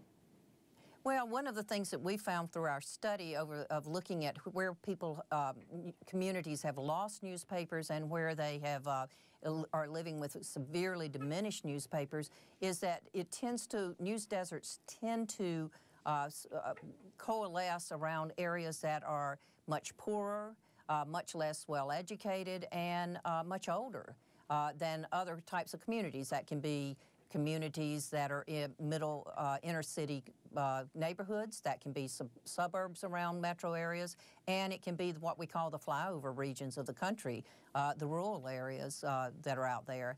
I live in a what you would call a news desert, the Congressional Ninth, where we still do not have a House of Representatives member because of alleged voter fraud. It is a classic news desert where in 20 years ago or so you could have gotten ample coverage of the congressional race through 3 different newspapers, the Charlotte, the Raleigh, and the Fayetteville paper, and it is, there are no newspapers that circulate in my county now. What determines quickly, Penny Abernathy, whether this is going to turn around anytime soon? Well, I'm most optimistic that if you have a publisher and an owner in an area that has a good economic foundation, that if the publisher is both creative and disciplined, that you can turn it around. We've seen several examples of that. Where I am most concerned is on the low-income areas, which I do not see a viable for-profit economic model emerging, and I'm hoping we can begin to get media funders to begin to look at these overlooked areas, because it's critical for our society. It has political, social, and economic implications that are long-term. So important to focus on this. Penny Abernathy, Steve Cavendish, thank you both. Thanks, Judy. Thank you.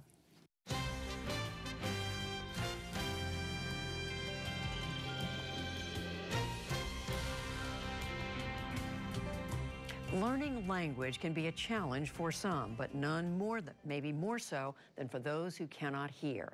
In tonight's Brief but Spectacular, Melissa Malzkuhn, who was born deaf, uses her experience to build human connections through storytelling and technology.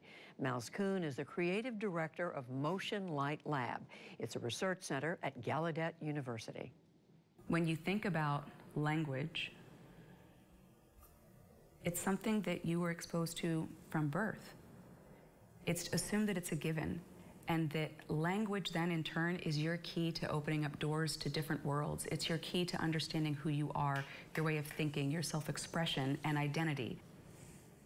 That's so integral to having language. If you don't have access to language, you don't have access to your humanity.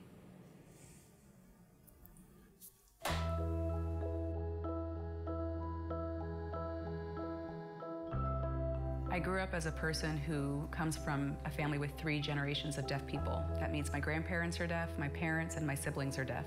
I come from a long line of storytellers, and so I grew up in a family of storytellers, which became a part of who I am. My inspiration goes back to my grandmother. I see her as a pioneer in so many ways. She was a deaf woman who was born in a time when captioning wasn't available.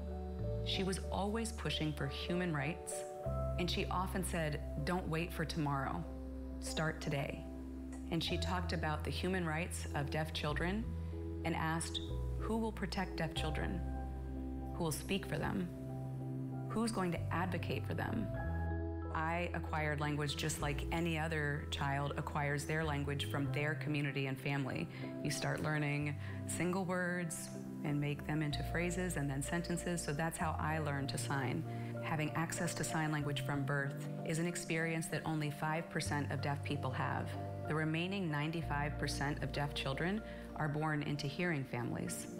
What that means is that language access is not a given, it's not granted. You have to build it. It's just a matter of connecting their parents with the community so that they can learn to sign and give their children everything. And that can build the bond that all children should have with parents who love them, care for them, and can communicate with them. I adopted my son when he was 4 years old. He didn't have any language then.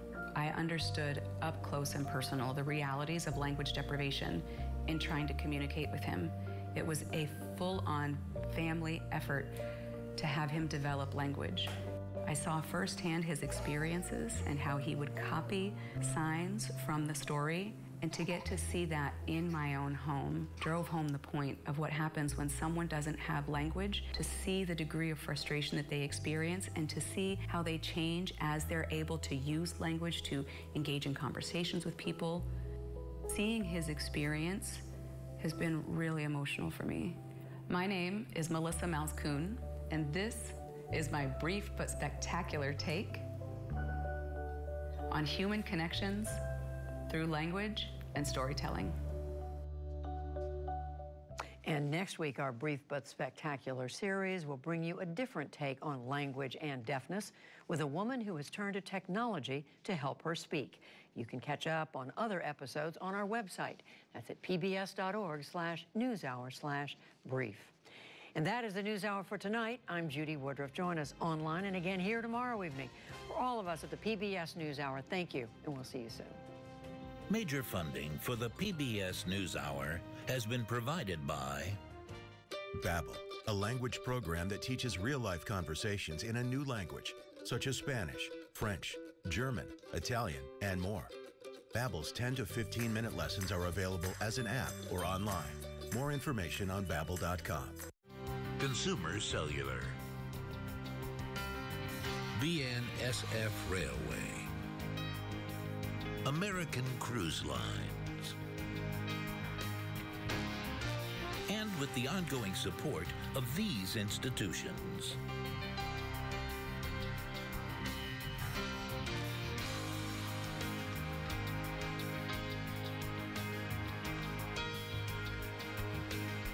This program was made possible by the Corporation for Public Broadcasting and by contributions to your PBS station from viewers like you. Thank you.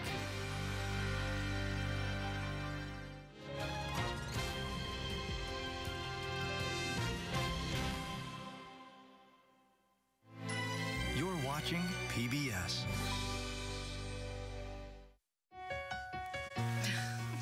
What are you doing? Possibilities. Your day is filled with them. Reach up, energy in the fingertips, collapse. TVs play Downton Abbey. And PBS helps everyone discover theirs.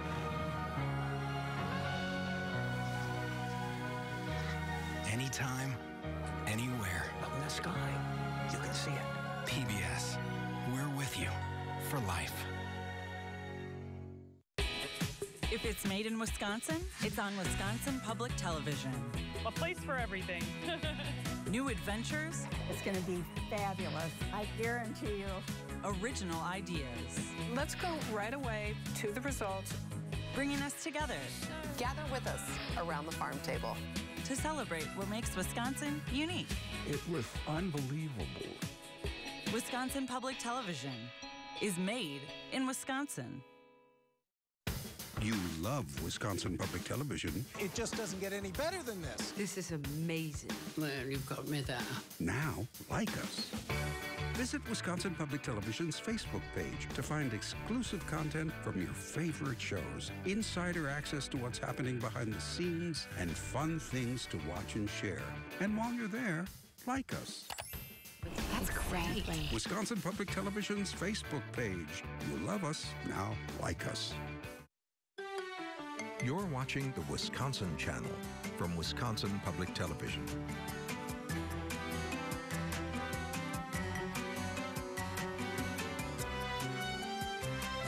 The Wisconsin Public Television Education Team supports and celebrates Wisconsin's teachers.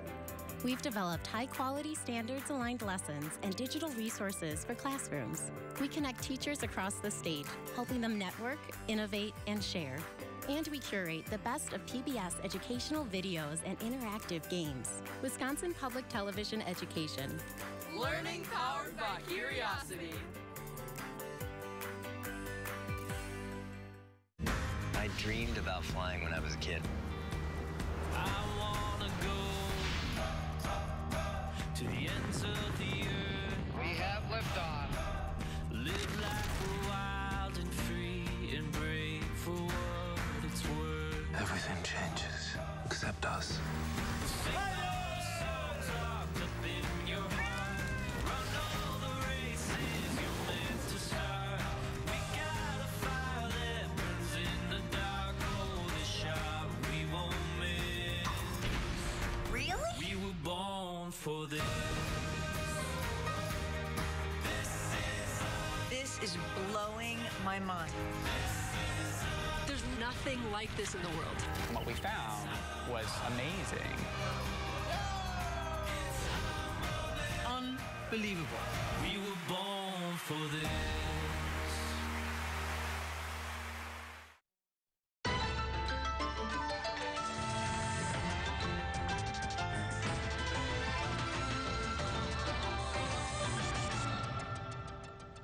From our studios in Tokyo, this is NHK Newsline. I'm Ross Mihara. U.S. President Donald Trump says details such as the date and place of his upcoming meeting with North Korean leader Kim Jong-un will be disclosed next week. I think most of you know where the location is. I don't think it's any great secret, but we'll be announcing the location and the date, the exact date. It'll be at the end of February. Trump said North Korean officials very much want the meeting. U.S. Secretary of State Mike Pompeo said on Wednesday that the summit will take place somewhere in Asia. One of the most often mentioned venues is Vietnam. Trump and Kim held a historical meeting last June in Singapore. The meeting ended with a vague pledge from Kim to denuclearize. But negotiations have been stalled.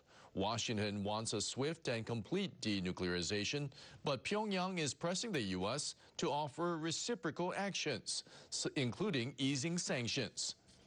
The U.S. Special Representative for North Korea, Stephen Biegun, will start a visit to South Korea on Sunday. He also plans to meet the North's officials to discuss substantive steps toward denuclearization. The U.S. president has tweeted current U.S.-China trade negotiations are going well. Trump will seek a final deal in a meeting with Chinese President Xi Jinping to resolve the current trade friction, which has weakened both economies. Trump referred to ministerial-level talks on Twitter. He wrote, "No final deal will be made until Chinese President Xi and I meet in the near future to discuss and agree on some of the long-standing and more difficult points." He added that all of many problems are being discussed and will be hopefully resolved. Negotiators from the world's two largest economies held 2 days of meetings in Washington on Wednesday. They were discussing alleged violations of intellectual property rights by the Chinese side and ways to resolve trade friction. Both sides are trying to make progress toward a deal by a March 1st deadline. The U.S. has so far suspended the planned imposition of higher tariffs on Chinese goods. The Wall Street Journal reports that China proposed a summit meeting in the southern province of Hainan after a U.S.-North Korea summit set for late February. The CEOs of Nissan Motor, Renault, and Mitsubishi Motors have agreed to advance the alliance of the three automakers. This comes as the former head of Nissan and Renault, Carlos Ghosn, remains in detention in Tokyo. Mitsubishi's chairman and CEO, Osamu Masuko, told this to reporters after the first day of the two-day gathering. He said he held three-way talks with Nissan president and CEO Hiroto Saikawa and Renault's new CEO Thierry Bolloré during the meeting in Amsterdam. Masuko attended via video link. He said they had very meaningful discussions. We confirmed the top executives of the three companies will meet regularly. Saikawa and Renault's new chairman, Jean-Dominique Senard, are expected to hold their first face-to-face talks during the meeting. They will likely discuss the future of the partnership between the two firms. Nissan and Renault have been at odds over leadership matters since their former chairman, Carlos Ghosn, was arrested in Tokyo in November last year. Ghosn is facing financial misconduct charges. Senard and Bolloré assumed their current posts at Renault last week after Ghosn's resignation. A comprehensive free trade deal between Japan and the European Union took effect on Friday. The pact will eventually remove tariffs on more than 90% of imports from both sides and liberalize rules in a broad spectrum of fields. Japan and the EU ratified the Economic Partnership Agreement, or EPA, last December. The deal covers the Japanese and EU markets, which have a total population of about 640 million. The agreement accounts for nearly 40% of the value of the world's trade. Japan will eliminate tariffs on 94% of imports from the EU, including agricultural products. The EU will scrap levies on 99% of imports from Japan. Cheese imports to Japan from the EU will be covered by a newly created import quota of up to 31,000 tons. Tariffs on cheese within the quota will be gradually reduced. And tariffs on Japanese passenger car exports to the EU will be lowered to zero in 2026. A Japanese farmer producing green tea welcomes the move. Thanks to the popularity of Japanese food in Europe, he expects to increase production. I hope I can export my products easily when the tariffs are reduced. The two sides will also liberalize rules in wide-ranging areas such as investment, services, and public procurements. The Japanese government says the EPA will expand trade and investment, boosting the country's real GDP by about 1% and creating roughly 290,000 jobs. The United States and Russia have failed to narrow their differences over a nuclear weapons treaty. The U.S. will start pulling out from the 1987 Intermediate Range Nuclear Forces Treaty, or INF. Representatives of the two countries held the last-ditch talks in Beijing on the sidelines of a two-day conference on nuclear non-proliferation among the 5 permanent members of the UN Security Council. The administration of U.S. President Donald Trump has threatened to pull out of the treaty, alleging that Russia's new ballistic missile system violates the pact. The U.S. had said it would begin withdrawal procedures on February 2nd if Moscow does not fulfill its obligations. Arms control regimes only work if standards are maintained and if there are consequences for violating those standards.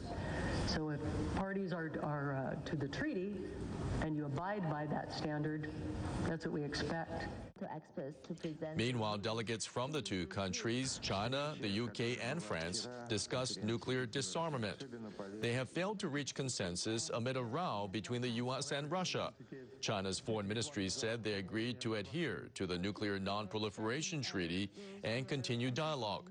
But diplomatic sources said the 5 countries failed to adopt a joint communique.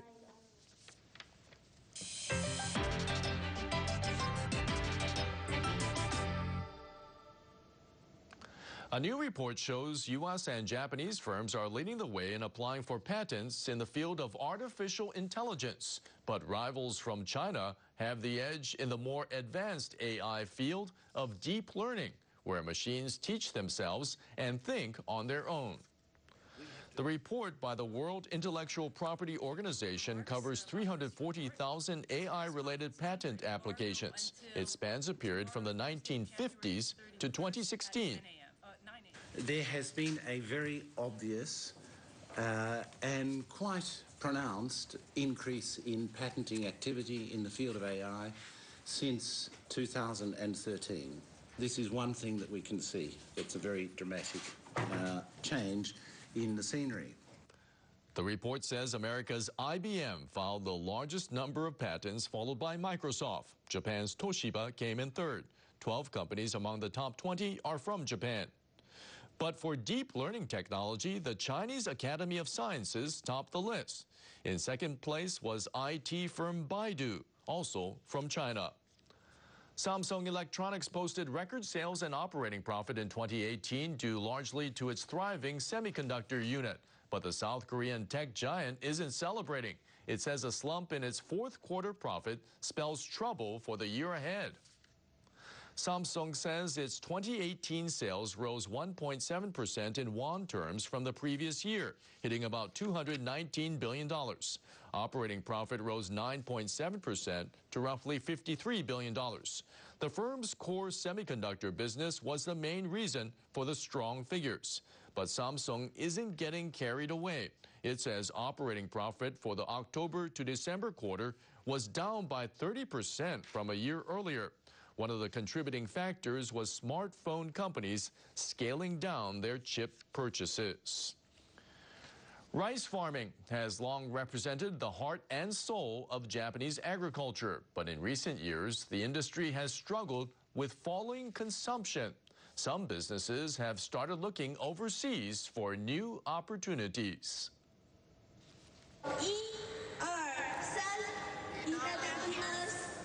A Japanese restaurant chain hosts a tasting in Shanghai.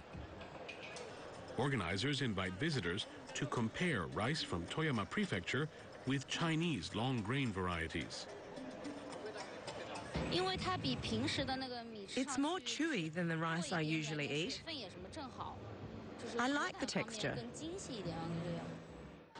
As part of a month-long trial, the restaurant chain served up Japanese rice to customers at more than 200 Chinese outlets.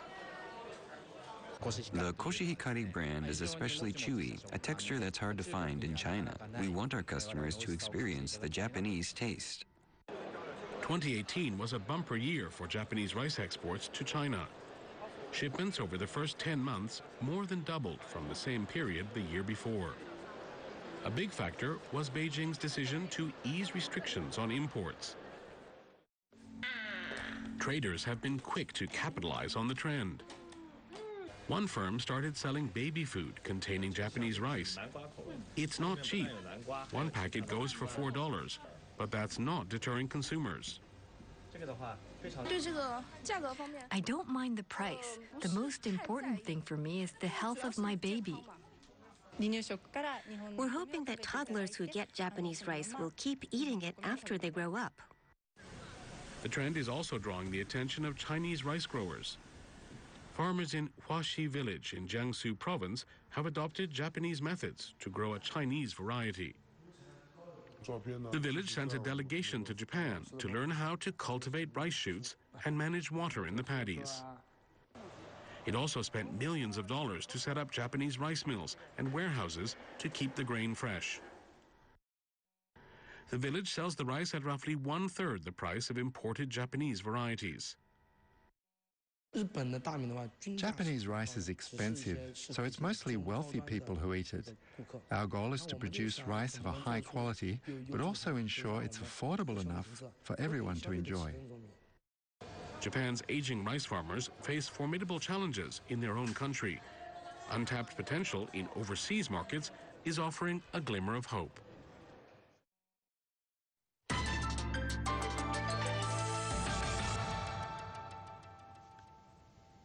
Malaysia has a new king after his predecessor abruptly stepped down in early January. Sultan Abdullah Sultan Ahmad Shah was crowned on Thursday, making him the 16th king since the country gained independence. In a televised ceremony, Sultan Abdullah swore an oath at the National Palace in Kuala Lumpur. I will sincerely rule Malaysia with justice in accordance with the Constitution.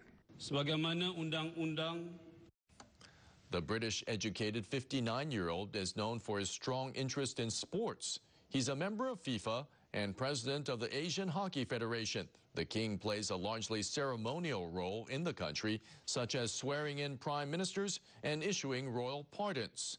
Malaysia has a unique monarchy. The country's 9 state rulers take turns serving as king on 5-year terms.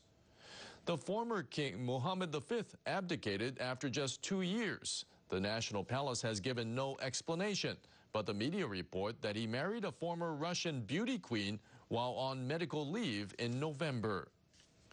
The people of Bangkok have been suffering dangerous levels of air pollution for the past month. Now authorities have come up with a unique measure that could improve the situation, if only a little, by using drones.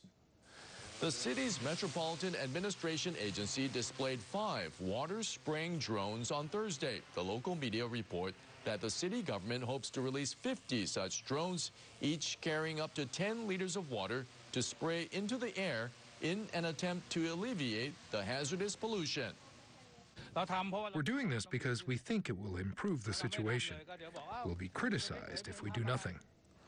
The smog has forced more than 400 public schools and kindergartens in Bangkok to close. The dry weather, vehicle exhaust, and fumes from factories are believed to be making things worse. Government officials have tried such things as seeding clouds to induce rain and regulating truck traffic. But so far, these measures have had only a limited effect. The 2004 Indian Ocean tsunami was one of the deadliest natural disasters in recorded history, killing over 220,000. But many young people in Thailand born after the catastrophe are unaware of the dangers. NHK World's Putichaipat Sansamak reports on how one man is taking steps to make sure the lessons learned are not forgotten. The province of Phang was the region hardest hit by the tsunami in the country. More than 4,200 people were killed. In December, a 64-kilometer run was held to highlight the importance of fleeing before a tsunami strikes. 53-year-old Somsak Chamlat Chai is from the village that was devastated by the waves. Somsak lost several family members. A photograph hanging in his home shows his wife's sister, who was working near the sea, and her 4-year-old daughter. His sister-in-law was killed, and his niece was never found. I still remember what happened to them, especially on December the 26th, the anniversary of the tsunami. They knew nothing about tsunami like other villagers. They didn't run to flee from the waves, so they died. Somsak is a village official.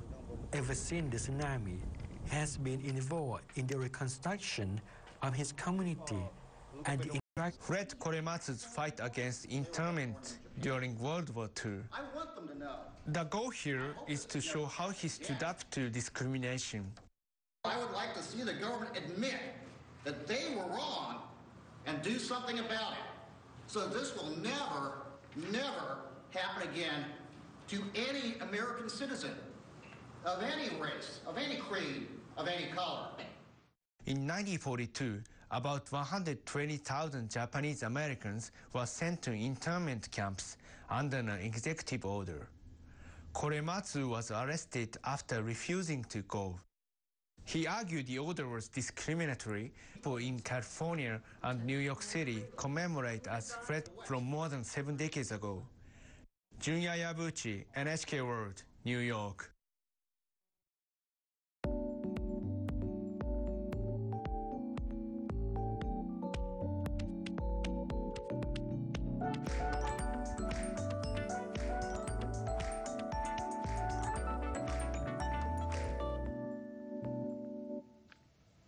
The ancient Japanese capital of Nara has a famous attraction, wild deer. But if you look closely at the ground, you'll see some little creatures playing a vital role in keeping the park presentable. In Nara Park, tourists love feeding rice crackers to the deer. The animals are cute, but there's just one problem. Yes, deer droppings. More than 1,200 wild deer live in and around Nara Park. They produce 1 ton of excrement every day. But the park looks clean. Who tidies up after the deer?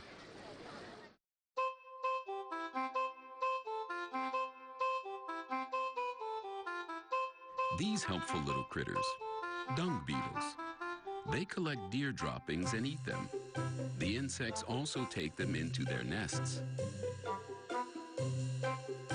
The beetles help to eliminate unpleasant smells, keep flies away, and lighten the workload for park employees. Keiichi Nakamura got the dung beetle bug when he was a kid.